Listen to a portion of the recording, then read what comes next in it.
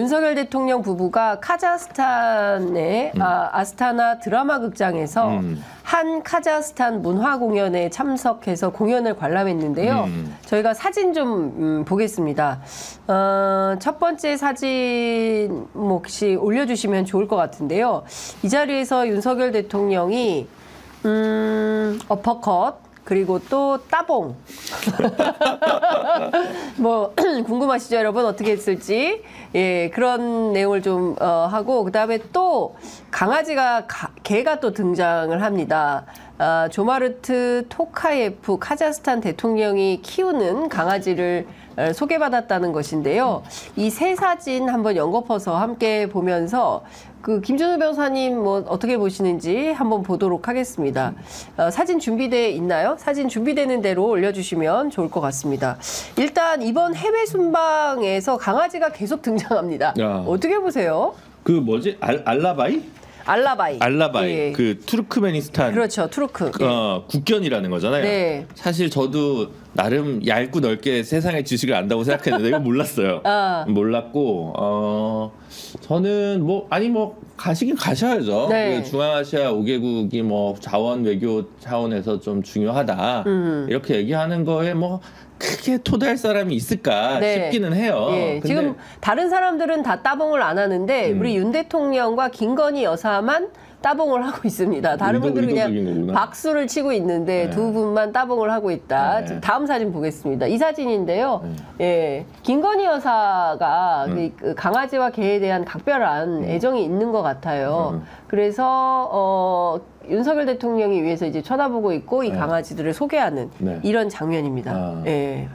그렇죠. 왜냐하면 저거는 이제 여러 가지 고민이 드는데 사실 이제 투르크, 카자, 우즈벡 가는 거잖아요. 그리고 이제 타지키스탄이랑 키르기스탄은 안 가는 건데 그렇죠. 중앙아시아 5개국이랑 대한민국의 뭐 6개국 무슨 정상회의 같은 걸 만들겠다. K 실크로드 뭐를 해가지고 인태 전략이랑 아세안 전략 다음에 뭐 세 번째 전략이다 이렇게 얘기를 이제 한 거잖아요. 근데 저는 이제 K 실크로드라는 표현을 뭐 그쪽 나라들에서 받아주고는 있는데 좀 너무 한국 중심주의적인 사고 외교라는 건 상대방이 있는 건데 그치 그냥 뭐 K 실크로드 뭐 K가 뭐 너무 국뽕적인 사고가 이렇게 외교 결례는 아닐까 이런 생각을 좀 해봤어요 개인적으로. 두 번째는 사실은 중앙아시아 5개국이 91년 소련 해체 이후에 이제 신생 공화국들인데 대부분은 민주화 지수, 언론 지수가 낮은 것은 부인할 수 없는 사실입니다. 그렇죠? 투르크 같은 경우도 지금 세습 을 한 나라고. 카자흐도 사실은 그 초대 대통령이 한 거의 29년 정도 대통령을 하시던 나라고. 윤석열의 자유외교는 어디 갔나? 예를 들면 자원 외교만 하고 아니 이럴 거면 뭐 맨날 중국이랑 각지고 좀 너무 좀 뭐랄까 일관성이 없다 이런 생각이 좀 들고 그래서 그러니까 기본적으로 자유민주주의랑은 좀 먼 나라들이다. 아니 뭐 이제 조금씩 변화는 있습니다. 최근에 카자, 우즈벡이 변화가 전혀 없는 건 아니에요. 투르크가 좀 많이 문제죠. 투르크메니스탄이 좀 많이 문제인데 물론 이제 그걸 다 건드릴 수는 없지만 제 말은 외교는 어쨌든 상대방이 있는 거기 때문에 무조건 내가 옳다 너희 틀렸다 이렇게 얘기할 건 아니지만 평소에 얘기했던 그런 윤석열의 자유외교는 뭐 어디 간 거냐라고 하는 것에 있어서 그동안 오히려 본인이 외교를 좀 이념적으로 갔던 거 아니야. 여러 가지 내재적 평가도 가능하다는 거예요. 저는 그게 좀 별로였다는 거고. 그리고 이제 최근에 그 석유 시추랑 중앙아시아 자원 외교가 붙으면서 MB의 그림자가 자꾸 보이는 느낌이 드니까 국정 운영 돌파 전략이 마땅히 없다 보니 MB의 그 어떤 이거가 원래 좀 잘 되면 좋은 거 아니야? 뭐 이런 식으로 아이디어를 낸 세팅한 선수들이 있는 거 아닌가? 이런 약간 그 철학의 빈곤 이런 것들이 좀 캐치하게 되는 상황이고 마지막으로 이제 강아지. 사실은 동물 보호 이쪽 단체들 저희도 이제 친한 데가 있잖아요. 그래서 정책 자문 좀 하자고 막 이제 제가 친한 이제 변호사들 이제 활동가들 만나는데 이미 양당에서 다 그쪽에 컨택을 했었더라고요. 그러니까 민주당이든 국힘이든 왜냐면 이제 반려견이나 이런 게 인구가 커지잖아요. 근데 이제 거의 그쪽은 국힘이 아니라 김건희 여사 쪽에서 연락이 왔다는 식으로 저한테 얘기를 해준 데가 있었어요. 김건희 여사 쪽에서 왔다? 그러니까 그게 무슨 말이에요? 그러니까 이제 그 컨택이? 예.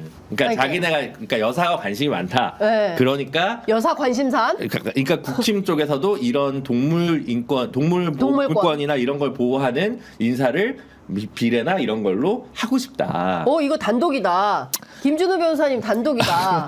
아니 그동안 몰랐어요. 아니 그러니까 무슨 얘기예요? 동물권 보호 활동을 하는 그런 활동가를 국민의힘 비례대표 국회의원으로 보내려고 김건희 여사가 개입을 했다? 그러니까 김건희 여사가 직접 연락했다기보다는 그냥 어쨌든 그 키워드는 나왔는데 이게 이제 직접 뭐 김건희 여사도 관심이 있다고 얘기한 건지 이게 봐라 설득하려고 나온 걸 수는 있으니까 결혼하니까 빠져나가는 루트는 약간 아니 본인이 얘기해 준 게 하여튼 그랬어요. 그런 이거는 뻥은 아니고 그러니까 제 말은 그 여사의 그 어떤 이 그 퍼스트 레이디의 정치로서 이 반려견이나 이 동물권과 관련돼서 키워드를 잡고 있는 거는 제법 진심이구나라고 저는 생각을 하는 거죠.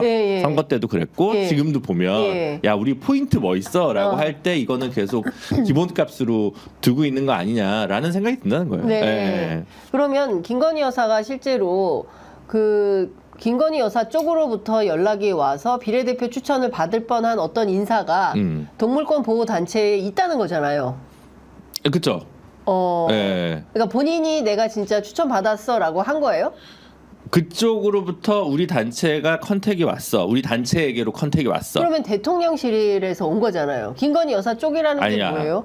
그러니까 그건 전화 통화로 얘기한 거라 이거 너무 디테일하면 그렇죠. 좀 김준우 변호사님이 어려우시다. 근데 이런 거 있어요. 예를 들면 제가 옛날에도 그런 얘기를 딴 데서 한 적도 있는데 예를 들어 이제 유명한 정치색이 뚜렷하지 않은 장애인권 열심히 하는 변호사가 있어요. 저랑 친한. 그래서 이제 4년 전에도 이번에도 전화 통화 해보면 이 친구도 거대 양당 그래서 이미 다 전화 왔어. 다 거절해. 그러니까 사실은 늘 생각하는 게 이런 게 있어요. 그러니까 저희 당에 오면 당선이 안 될 것 같고 거대 양당이랑은 본인이 좀 맞지 않아서 뭔가 이렇게 거절하는 액티비스트나 뭐 공익 변호사나 이런 선수들이 항상 있다. 그래서 빠르구나. 그래도 보는 눈들은 다 있네. 열심히 노력하는 거야. 다들 이제 공천 욕하잖아요. 그러니까 제가 다른 당이어서 그런 게 아니라 아니 저렇게 큰 당인데 왜 저런 사람밖에 공천을 못해라는 생각들을 많이들 평하시잖아요. 그러면 특히 지금 같은 경우에는 이 친구한테도 국민의힘에서 연락이 왔다고? 그래도 일을 하는 사람은 있구나. 근데 이제 그 사람들이 다 괜찮은 사람들이기 때문에 대부분 이제 또 거절하죠. 그래서 저렇게 되는구나 이렇게 생각한 거죠. 아니 근데 제가 보는 포인트는 예컨대 김건희 여사가 국민의힘 공천에도 개입했다라고 볼 수 있다면 그 자체는 굉장히 심각한 문제거든요. 근데 그거는 제가 피하려고 하는 게 아니라 정확히 몰라서 그런 거예요. 그러니까 이걸 워딩으로 써가지고 설득하려고 여사가 뭐 동물권도 관심 있고 우리도 진심이다라고 말을 얹은 건지 좀 김건희 측근임을 자임한 사람이 이제 전략 영입을 하러 돌아다닌 것인지에 대해서는 제가 부정확해서 빼려는 게 아니라 이거 지금 제가 진짜 진짜 몰라가지고. 그렇군요. 알겠습니다. 그런데 왜냐하면 한간에 그런 소문들이 많아가지고 그래요? 그런저런 얘기들이 돌아서 제가 혹시나 그런 분위기나 낌새가 다른 루트에도 있었는지 좀 확인을 해보고 싶었던 거고요. 저도 나중에 한번 추가 취재를 해보겠습니다. 추가 취재에서 나와서 설명해 주세요. 실제로 그런 일이 이거 심각한 거거든요. 그렇죠. 당연히 그렇죠. 아니 왜냐하면 우리가 명품백 문제 얘기를 해야 되는데 권익위가 기가 막힌 결정을 하지 않았습니까? 맞아요. 그래서 그 가운데 뭐 인사 개입설도 있었잖아요. 금융위원 뭐 어쩌고 그런 얘기를 최재형 목사가 국정자문위원 뭐 이런 거. 아니 그거는 이제 김창준 변호사 얘기하는 거고 하원의원 얘기하는 거고. 그 다른 전화 통화하는 거를 들었다라는 거기 때문에 혹시라도 무슨 인사 개입이 있나라는 의혹이 있어서 여쭤봤던 거고요. 김 변호사님께는 그거 좀 여쭤볼게요. 그 청탁금지법 결정에 대한 평가. 어떻게 보세요? 그러니까 지금 두 가지인데요. 최재형 목사가 외국인이라서 외국인에게 받은 선물이라서 이게 그 사실은 조사 대상이 아니다라는 거거든요. 그렇게 볼 수 있습니까? 아니, 그러니까 볼 수 그러니까 없는 건 아닌데. 네. 뭐 미국 국적자긴 합니다. 그러니까요. 예. 그래서 이제 그러면 뭐 이거를 그 이첩이랑 송부랑 나누는 그 실무가 권익위에 있다는 거잖아요. 네. 말하자면 이제 범죄 혐의가 의심스러운데 청탁금지법 위반은 아닌 것 같다라고 하면 이첩을 하고 그 다음에 범죄 혐의가 불확실하지만 그래도 수사기관에 보내는 처분이 송부라고 하고 그러면 이런 부분에 있어서는 뭐 확실치는 않거나 우리 법 위반 아니어도 송부로 갈 수도 있는 거 아니야? 라고 당연히 생각할 것 같고 그 표차가 다 뭐 한 표차 뭐 두세 표차 이렇게 난 거잖아요. 그러니까 이게 근데 역으로 이제 그런 거죠. 이거를 이제 진보적 지지층이나 야권 지지층에서 보시기에 열받아 하실 수는 있지만 이게 그렇다고 해서 꼭 송부가 15대 0으로 갔어야 되냐? 아니라고 볼 수도 있지 않냐? 아니 실제로 순논리적으로. 그렇죠. 아니 뭐 오늘 보도에 따르면 그 김건희 여사 건과 관련해서는 종결 9표, 이첩 3표, 송부 3표. 네. 그다음에 윤석열 대통령 신고와 관련해서는 종결 8, 송부 7.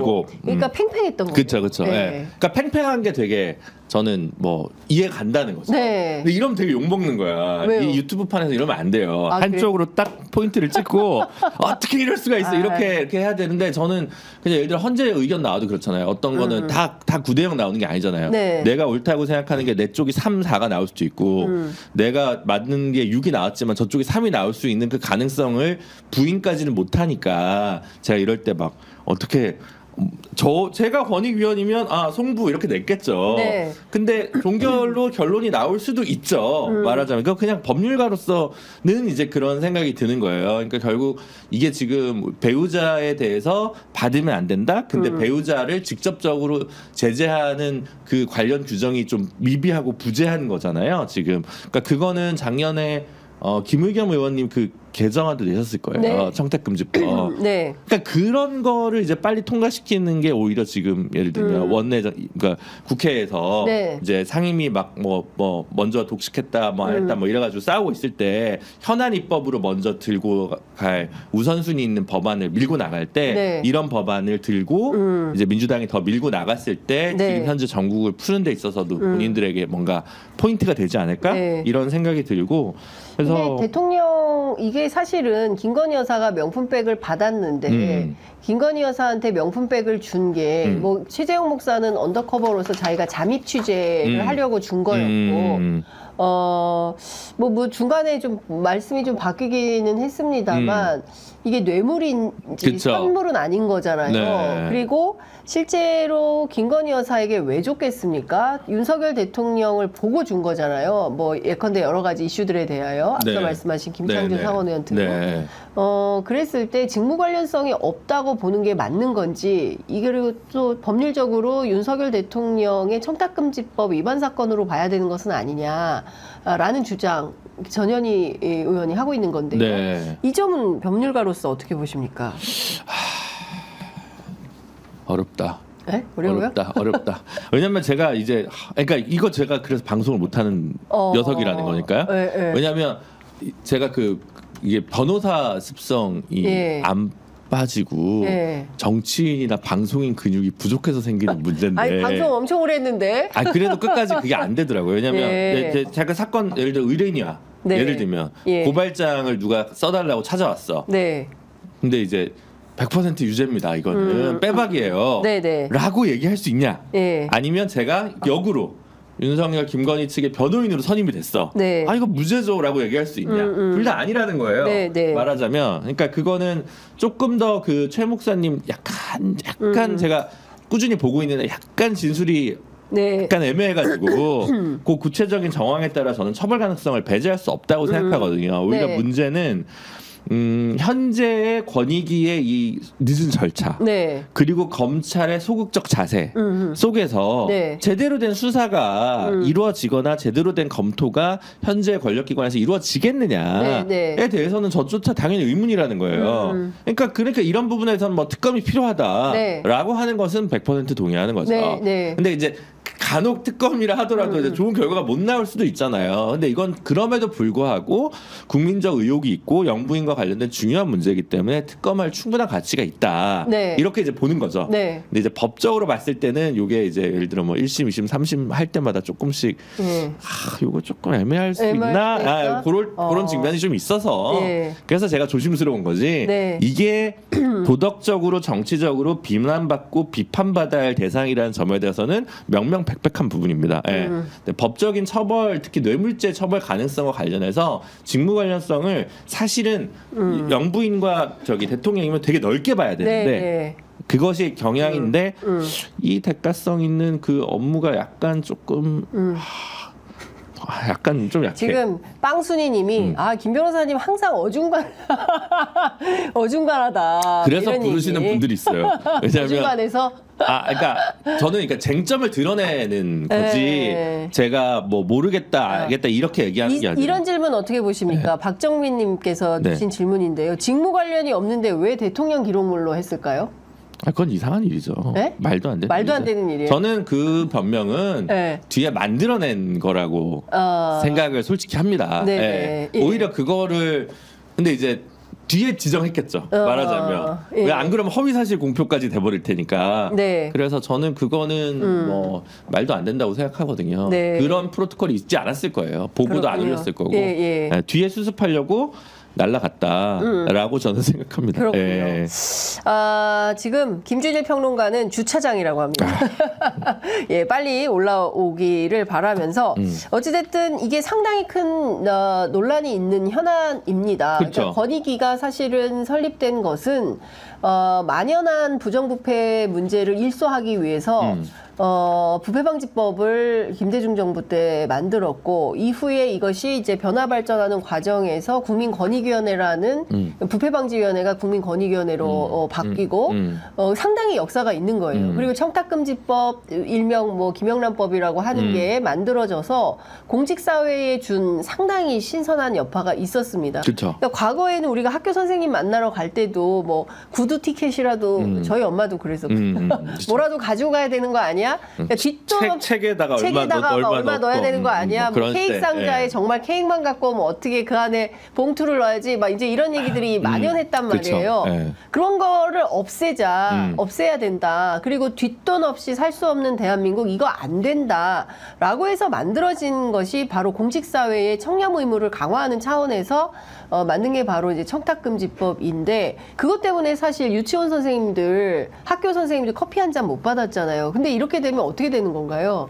이제 다 300만 원짜리 이상 배우자들은 다 드디어 오셨다. 왔어요. 받아도 아니, 되는 그러니까- 거냐? 그러니까 네? 거듭 얘기하지만 이게 김준일 평론가 커피 한 잔 주세요. 배우자 처벌 막 조항이 없는 거 헐레벌떡 오셨습니다. 문제고 그래서 그거는 이제 법 개정으로 네. 정리를 해야 되는 문제라고 생각을 하고 네. 근데 이제 현재 상황에서는 그러면 이제 현직 대통령이라 수사 못하는 부분이 하나 있는 거고 네. 다른 하나는 그럼 이게 뇌물죄로 처벌해서 의율해야 되는 건데 예. 그게 예를 들면 본인이 최재형 목사 본인이 네. 나 저 민주평통 예. 위원이라도 하나 시켜줘 이랬으면 조금 이렇게 좀 그럴 텐데 아니면 뭐 누구를 김준일 저기를 좀 더 캐시 냄새가 펄펄 나는 자리에 나랑 친한 김준일 선배님 이번에 좀 시청자 미디어 재단 이사장 정도 하는 게 좋지 않겠냐 이렇게 조금 더 했을 텐데 자리들이나 이 민원 오고 간 게 조금 강도가 낮아가지고 뇌물죄로 이걸 딱 뜯어가지고 딱 하기가 법원에서 약간 머뭇거릴 수도 있다. 저 사실 네. 이것 때문이거든요. 그렇군요. 이 얘기거든요. 예. 예.